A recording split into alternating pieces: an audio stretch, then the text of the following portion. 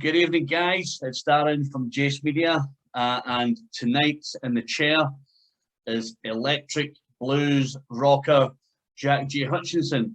Jack, good evening, brother. How are you? I'm good, man. How are you? Yeah, I'm great. We're looking forward to this. But I must apologise straight off the bat that when you were playing in Edinburgh a few weeks back, I was booked to go and review King. Yeah. And I swung by the venue and I spoke to the Firekind boys, and Wes said, "Oh, Jack's not here yet." This was about 5 o'clock or something, 5:30. I think you were just getting there. I think the traffic was a bit of a mare. So my humblest apologies for that.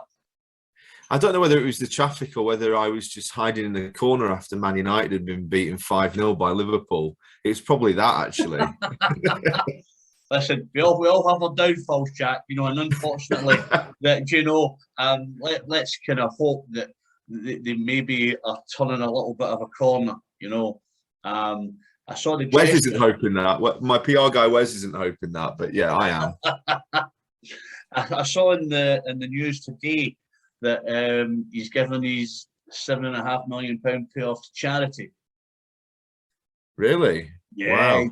So that's an incredible gesture. I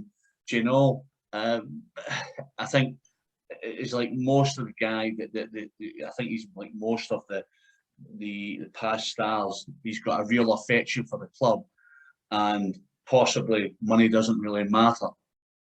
And I think he just wants to give something back. Yeah, I think that is a lovely gesture, and obviously, yeah, he's coming from the right place, but I think he'd sort of outstayed his tenure, really. I guess it's hard because I think when you go in, and I said this way back at the start, when he started his games as an interim manager, he won something like 9 in a row. Yeah. And then when they made him the manager, he lost 5 in the bounce. And people are going, I remember when they appointed him, because we were flying out to Spain to do a tour, and I think we beat PSG that night, and I was in the studio doing some vocals on a track of mine called Kiss You Ask Goodbye, and then we flew to Spain afterwards. It was a bit of a crazy evening, but I was like, they've got to give him the job now. And then the following morning they gave him the job, and then we played Arsenal a couple of days later when we were in Spain somewhere. And we lost, and I think we lost 5 on the bounce then. So it was like, oh dear. It's unfortunate. I think football's a cruel game. Well, anybody that's ever been in a band with me as well will know that when United lose, I'm awful, and it lasts for about 3 days, and I'm in a bit of I just am grumpy for 3 days, and yeah, I think there's a lot of fans get like that, but I'm pathetically grumpy for about 3 days. I guess though, the good thing about that, Jack, is that you've got a passion as well as your music. Passion is your football team, and yeah, like everyone, you don't want to see them lose, and especially don't want to see them losing badly. But when they lose badly, there's nowhere for anyone to hide. Do you know what I mean? It's like, yeah. Wow, what do we do now? And I don't know if Ralph is the answer. No, I mean, you say I'm passionate about it. I'm very passionate about when I play football as well. And I've not played for ages because I've been on tour, and I'm playing this week for the first time. And I think it's going to be quite a painful experience for me. The post 5 weeks of ginsters in service stations at 1 a.m. And I can be as passionate as I want. It doesn't make me any better. Yeah, you're as fit as you feel, mate. So all your ginsters doesn't matter. If you're the man that's going to do the business, it doesn't matter. Ginsters is just an excuse. You need to get out there and get on with it. I'm still going to keep my bowler hat on, mate. Absolutely. Listen, that's your trademark. Do you know what I mean? You've got to throw about, and maybe you should just say to the rest of the team, let's buy some bowler hats, because I think that'd be quite cool. Yeah.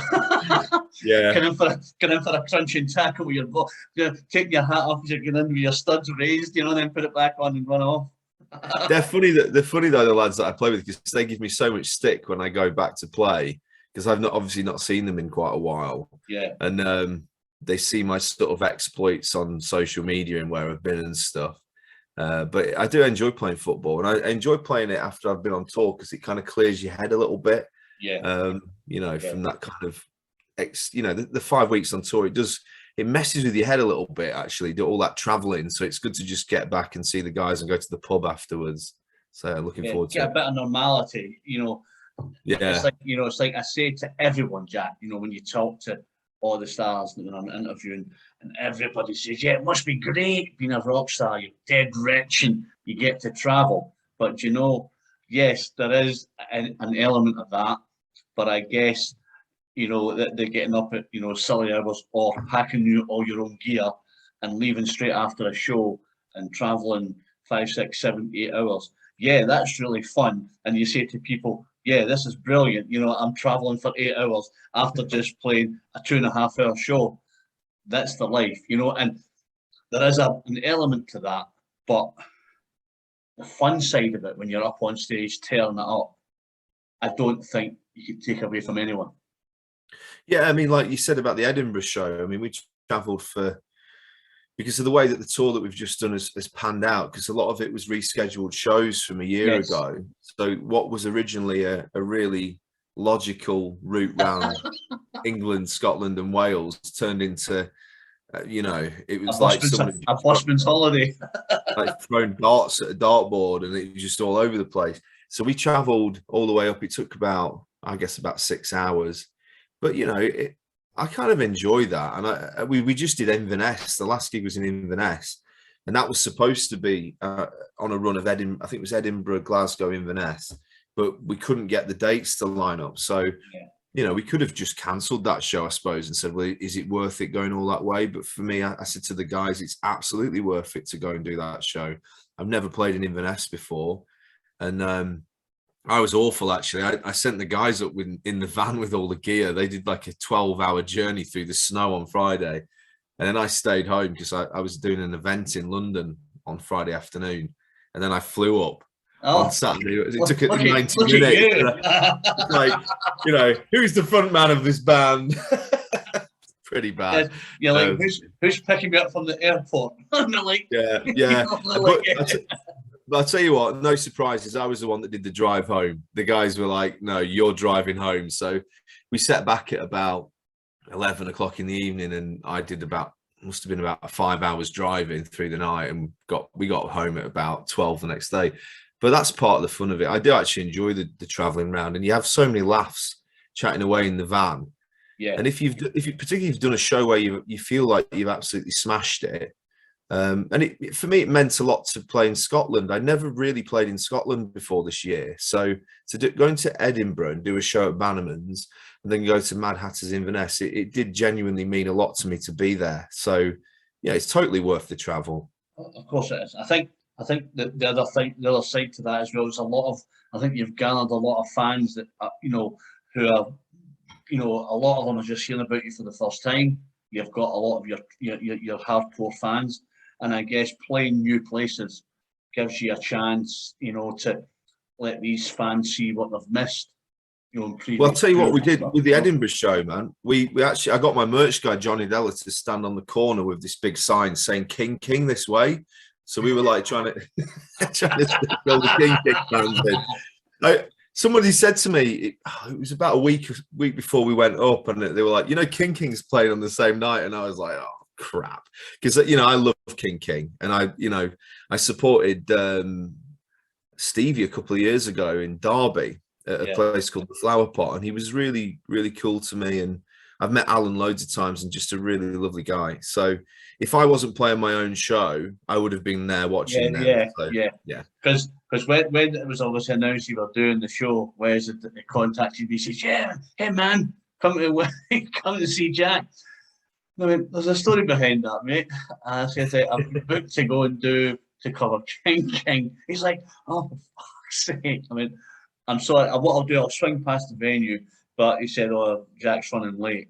And I always make a point, I don't even think you'd set your merch up. I always make a point of trying to buy some merch, because what I say to people is that as much as our job's a really great job, you get in the view of the cool stars and stuff, and you get to go to the gigs, you guys have got to eat, you've got to make music, and if I can, put a wee bit of money in the coffers to strengthen that position, but you keep making music. That's what I love to do. And I said to Wes, "Where's the merch?" He's like, "Oh, it's no set it up yet, big man."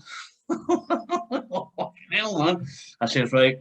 And then I think I sent Richie down, my tog, to see you, and he said, "Oh," he says, "the big man was ripping it up on stage." So Yeah. he got to see, because the King gig finished about 10:15, 10:20, and I think he said, "I'm going down to see the boys." Yeah. Yeah, but I think you're right. People like Alan Nimmo, he's a really good friend of mine. Obviously, being Scottish, that, and on the Scottish scene, I was helping them on Saturday night at Winterstorm. They had to rebuild the whole stage because the rig was so big. So they said to me, "Can you give us a hand?" And I'm like, "I'm supposed to be reviewing your show, but at the same time, I'm on the side of the stage with the best view of the house, Yeah, man. watching them tearing it up, So it's and that, for me, that's the cool thing about this business, is you get to do things like that. I was hanging out with Paul McManus on Friday night, of Gun, and just chilling and watching the world go by. And then on Saturday with King, and we had a special guest, Chris Glenn from Sensational Alex Harvey. He was there, like, schmoozing with all the bands and stuff, and that's a really cool thing, that people get to meet an absolute bass legend, who's been there, done it all, and we wish we could live that life, to a certain extent. Yeah, I think that, you meet a lot of really cool people in this business, and festivals are a really good moment to do that.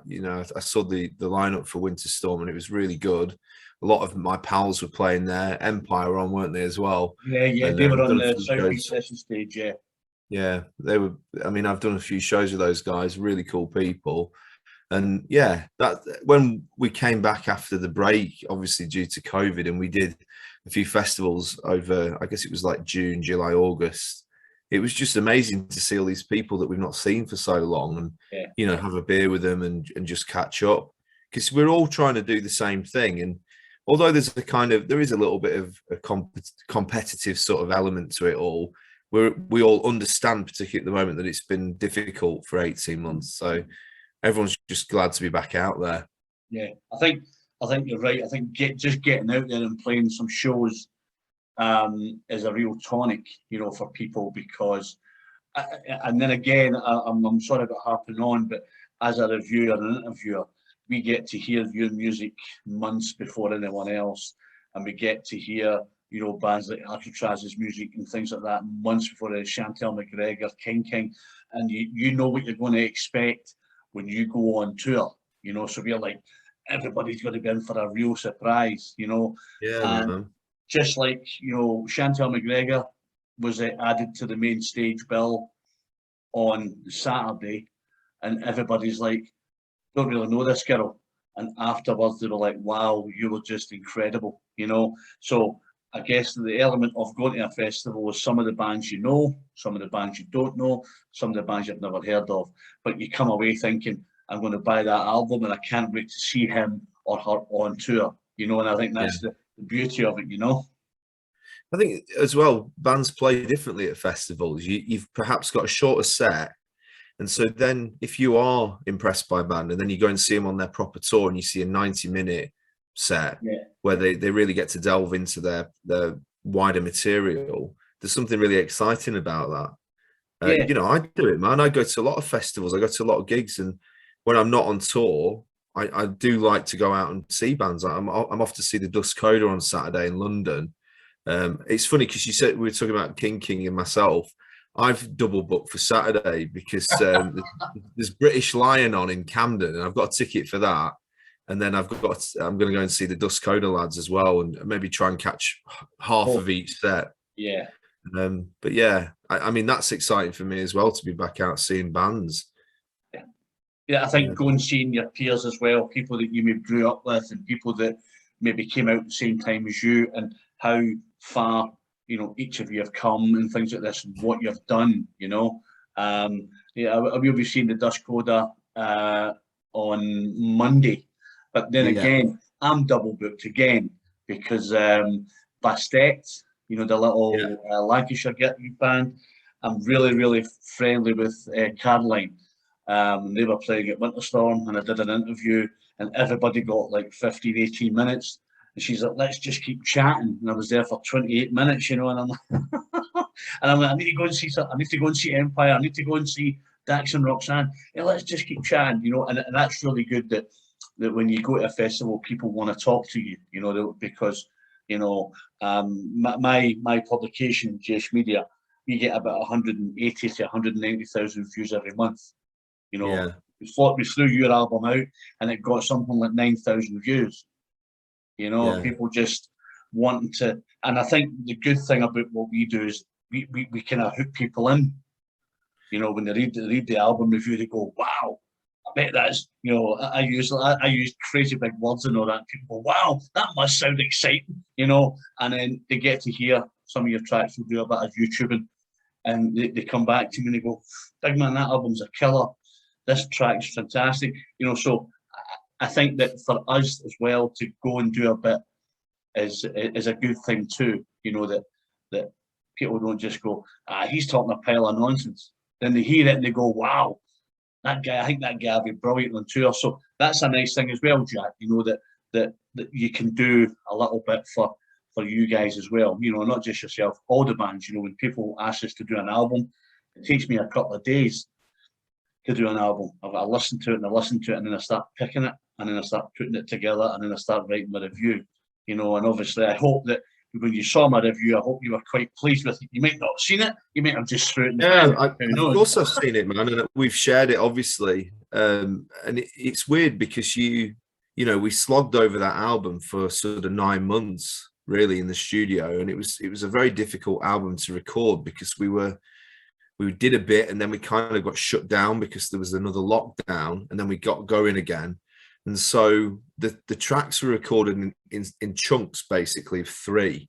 And that was kind of good because it meant that we sort of did a bit, then reflected on it, and then did some more, and then I wrote some more.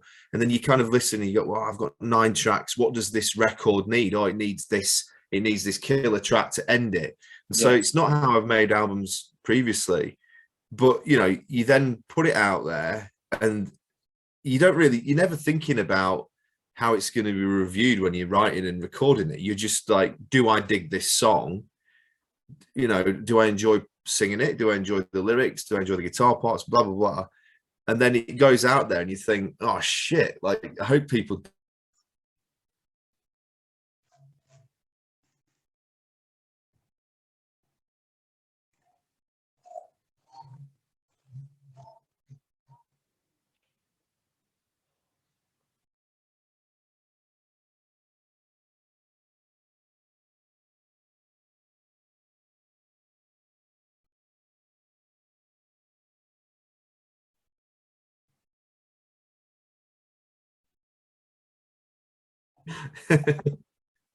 We'll crack on. Yeah, sorry about that. I don't know what happened there. Fucking Scotland, fucking howling wind up here, so it's taking it out, mate. It's honestly just me providing waffly answers. It always breaks Zoom. People are going, my God, there he goes again. Yeah, just kidding, mate. So, yeah, obviously, I think you're right. The album, maybe it's a good thing, it's a bad thing, where you have time to reflect on what you've written, and you go back and you think, can I make it better? Does it need to be better? And I think there's bits of that as well. But, from start to finish, you kick the door down and it just keeps on going. That was the aim with the record, man. It was to, my previous albums, I think, have sort of started with 2 or 3 really kind of kick-ass tracks and then had a bit of a detour. And actually, I think some of it has been like an amalgamation of different music styles that I've not felt necessarily that they fit together as an overall album. Whereas with this one, it was about trying to take people on a journey. And actually kind of deliver an album that would be a little bit like a live show where you're trying to just kick people in the face for 45 minutes. Talks about festival sets, be almost like that. So there's only one ballad on there really, which, I've done tons of ballads in the past, but even the ballads got some pretty dirty Black Sabbath riffs in there. So I'm really pleased with how it's turned out. I think when people, I know that, you know, I'd said to Wes, when do you want me to share it out? And he said, well, the pre-orders are going out, so share away, you know. So I think that's important as well, that, you know, people will be pre-ordering thinking, I bet it sounds a killer album, you know. And Yeah, man. we're really fortunate that we get that before anyone, and they'll be in for a massive surprise, because it's just it just punches you straight in the face. Well, thanks, man. You know, that was the aim. And what's been fun about going on tour for the last 5 weeks is we played maybe 4 or 5 of the tracks. So there's going to be this odd moment where people hear songs on the album that they've heard already live. Yeah. And they're very different on the record. I did a lot of work with the guitars on this album to do sort of dual guitar stuff that was, you know, like I've always been into bands like Queen and the kind of Brian May sort of sound, so that we captured a little bit of that, which I'd never done before. And we had talked about bringing a second guitarist out on the recent run. And we might do that next year. I think it'd be quite cool to beef up that sound with another guitar, but I always fall out with guitarists. They've always got massive egos because I'm a bit of a knob and I've got a big ego. We just end up falling out. I wonder where that comes from, Jack, with a big ego. I don't know. Guitarists. Yeah, actually, bass players and drummers can be pains as well. So is it not just musicians? It's true, man. It's a shame we're not in a pub somewhere. I could just tell you lots of stories about me being in various bands and things that have gone wrong.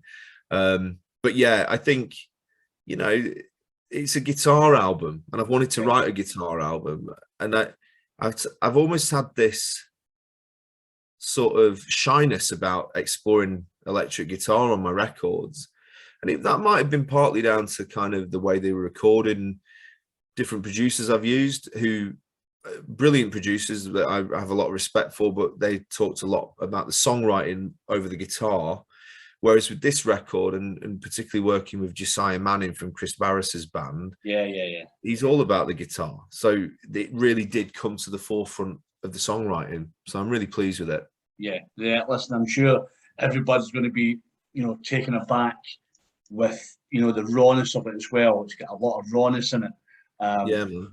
You know, riffs just smack you in the face, you know, when you stick it on. And I'm pleased with how I wrote it, because I think it just lets people know how much I enjoyed it, you know, because you can bang out a review and go, it was this, it was this, it was this, it was this, it was this, and people go, it sounds all right. But, you know, when you beef it up, people realise that you really enjoyed it, you know. And you just, because I've played it loads of times, you know, and people are going, who's that? And I'm like, that's Jack. And they're going, who the fuck's Jack Hutchinson? I'm like, listen, this is the guy you want to get into. You know, he's brilliant. That's what I say to myself when I look in the mirror every morning, mate. Jack Hutchinson. Exactly, mate. But that's a good thing. Keeps you grounded, Jack. Fuck you. Sorry, I'm grounded at Skokie. I can go out now. You know, I guess there's bits of that. But this is why I ring my PR guy. Where's up? I'm like, who the fuck is Jack Hutchinson? And, and he's going, don't worry, you're in good hands. Wes has got you covered. He's got you covered. He's a good lad. So what's the plan for next year? Well, we're just about to announce the sort of follow-up tour to the recent tour that we've done. And we're just doing 8 dates, which are going across February and March. And there's a few places that we're going to that we just couldn't fit in on the autumn tour. So when we announced the autumn tour, and you obviously get a few people commenting, going, "How come you're not coming here?" We've put those into the next tour, so that's really cool. And then we're going back to kind of a couple of sort of old favorite venues that you know, that I've played over the years that are run by people who've just been really good to me. And I wanted to sort of go back and just do a sort of revisit for those venues. So we're doing the album launch at the O2 Islington in London. Brilliant. Which is on the 3rd of Feb. So that's the day before the album comes out. And I'm really excited about that show. We're going to places like Sheffield, Oxford. We're going to Glasgow, which I'm really excited about. I've never played Glasgow before. So yeah, it's going to be a really interesting run, and it's only 8 dates. Yeah. And part of the reason for that is that I'm getting married. So congratulations, Jack. I'm basically going on tour for like a bit of a brief spell, and then I'm getting married, and then we've got the summer festival season after that, and then we've got some more dates that we're going to do in the autumn. So when these dates are announced and people go, "How come you're not coming to Rottenstall or somewhere?" I don't know. Yeah. Bathing There will stall. be. You're like, hold on a minute. We're working on more dates for the end of the year, and in between that, we're going to Spain to do a tour, and hopefully America as well, which should be a real Fantastic. amazing thing to go to America. So Brilliant. I was supposed to be going over in January, but obviously it's been delayed due to COVID. Yeah. But that would be kind of a dream come true if we can do that. So Listen, I'm sure it's going to happen, because I think that the more that people hear about you and the more you get yourself out there, you know, I think America's, you know, is a place to crack a bit of rock. You know, they like yeah, man. a good bit of rock, you know, and I'm sure that you'll be a massive success. But obviously, you've got to worry about your impending wedding. You know, don't worry about the music. You know, you've got to keep your good lady wife happy. Well, I don't know. There's some suggestion from my future mother-in-law about me getting a haircut for the wedding, but I don't really know whether that's going to happen. You're thinking, are you mental? You know, yeah, haircut, you off your nut. Well, it'll just be like this. It'll just kind of go to that. You just tie it up and go, look, I took it up for you, for your daughter. Don't worry, you know. Yeah. When I take my hat off, it just goes with it, you know. Yeah, there's a guy with a wig. Look. Oh, fucking hell, that's the thing, man. I was saying this sort of 5-6 years ago when I first came on the scene and was wearing bowler hats, and people was like, "Why are you always wearing a bowler hat?" It's like, because if I ever go bald, no one will ever know. I can just wear a wig. Yeah, stuck to the inside of the hat. You know, stuck to the inside of the hat. Better not accidentally put it on back to front, and then I look like Cousin It. But yeah. Brilliant. So, listen, I'll be looking forward to you coming to Glasgow. You'll get a rapturous reception, because the Glaswegians love a good bit of rock and roll. They'll have a few pints, and if you're shit, they'll tell you. But yeah, I'm sure if you get a beer bottle thrown at you, you know you're doing something wrong. Well, do you know what, man? Because I grew up in Burnley, and you know, that was where I did my first gigs for 3 or 4 years when I was a teenager. And some of the places I sort of learnt my trade at were rough, like. And I remember like getting threatened by people when I was in a band that really were shit. And so you'd start playing, and I remember one night we were in the local paper, and we were advertised as a Rolling Stones cover band. And we were a band doing my songs. Like, I was writing songs even though I was 15, 16. And all these fuckers showed up with their Stones t-shirts on, and we kicked off my. Well, we did I remember we did a cover of Heartbreaker by Zeppelin, and these blokes looking incredibly unimpressed by what we were doing. And I was like, once you finish, guys, let's pack up quickly and get the hell out of here. So I actually quite enjoyed those sorts of gigs where there's a bit of an edge to it, and it makes you up your game, because you've got to play well, and you've got to impress people who know their shit. Yeah, and if, like I say, if you are shit, they'll tell you, because they know a good rock and roll track, they know a good cover, and if you are bad at it, let you know. So I guess it's good that way, because it means you can improve or learn or take it out of the set and go, no, I do that again, I'm going to get killed if I do it in the next town. So you know, there's bits of that. So you know, you know, as they always say, everyone's a critic, but you know, I think you've got to do what suits you and what fits with the band. Do you know what I mean? So that you stay true to yourself. Yeah, I think that you know, we're very confident in these new songs, and I think that playing them on this tour, there's something weird that happens when you've been on tour for as long as we've just been on tour. I mean, we did 17 gigs. You know, the first 3 or 4 shows are good because you've rehearsed for the tour. But then you kind of get into this mode where you're not even thinking about the tracks anymore. And I've always said this about being on tour, is that you're no longer playing as individual musicians. You're playing it together. It's like you're one musician. Yeah. And it's quite a magical feeling being on stage when that's happening. And, you know, we did a show in London the other week. Actually, it was a bit weird, the London show. We had loads of kind of sound issues on stage. There was lots of issues with the PA system. Yeah. And I use in-ear monitors, and I basically had feedback throughout the whole show through one of my speakers. So it was hard. But after the gig, I was like, do you know what? That was probably the best show of the tour. There was just an energy about how we played. Yeah. And I said, if we'd done that as gig one with all the technical issues, it would have been really difficult. But we were 12 shows in. So you just feel like you're smashing it. You're like, I've got this buzzing in my ear, but you know what? It doesn't matter. I've got used to it 11 shows ago, you know. So there's a bit of an edginess about that. You go, yeah, fuck, it doesn't matter as long as you're ripping it up. That's all that counts, you know. Yeah, man. I mean, there was like blood coming out my nose and everything. No, I was joking. it was like something out of League of Gentlemen. But yeah, what a gig, you know. And I think that's part of the fun of it, isn't it? I actually like those gigs where things go wrong, because then you've got to use all your experience to make sure that you get through the show. Yeah, to pull but it you back. know, like when we played in Brazil a couple of years ago, I got electrocuted by the microphone throughout the whole gig, and it was like I'd got like burn marks on my lips after the gig. Every time I sang at the mic, it was like. But you know, you come off stage, and I mean, this is back when I was drinking a lot as well, and I just thought, this is rock and roll, isn't it? I'm in Brazil getting electrocuted on my face. So.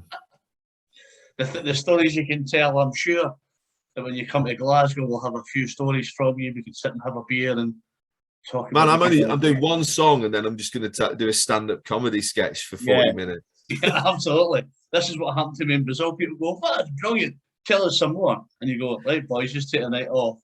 I'm just going to get pissed in Glasgow." Listen, I can't wait to see you. As I say, apologies that I missed you in Edinburgh.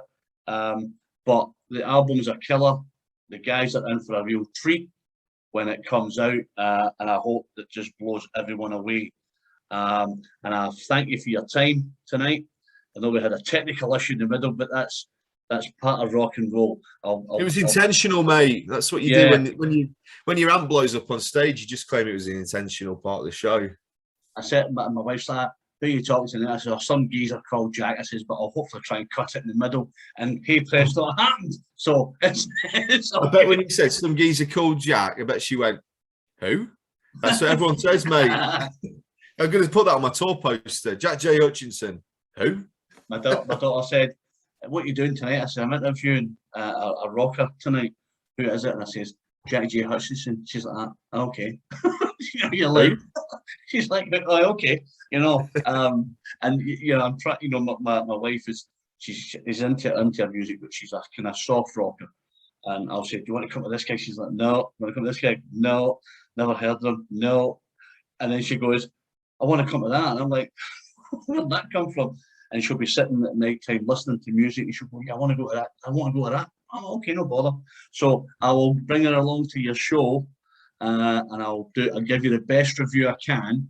We'll catch a couple of drinks, and we'll talk about your wedding and stuff and all that shit. It'd be lovely to see you, mate. And as I said earlier on, I really can't wait to go to Glasgow. I mean, I've been to Glasgow quite a few times on visits and stuff, but I've never played there, so it'll be really special for me. Where are you laying down your hat in Glasgow?